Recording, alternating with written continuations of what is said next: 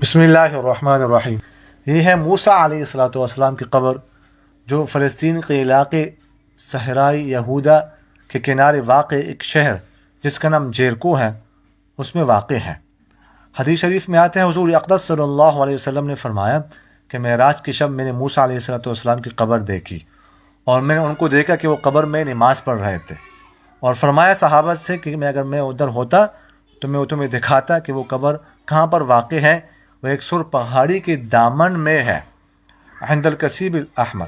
اصل میں موسیٰ علیہ السلام کا انتقال ہوا تھا وادی تیہ جسے آج کل وادی سینا کہا جاتا ہے، لیکن انتقال کے وقت موسیٰ علیہ السلام نے خواہش ظاہر کی تھی کہ مجھے القدس کے قریب لے جائے، اللہ تعالیٰ سے کہا تھا، تو معجزانہ طور پر ان کی لاش یہاں پر لائی گئی اور یہاں پر ان کی قبر بنی ہے۔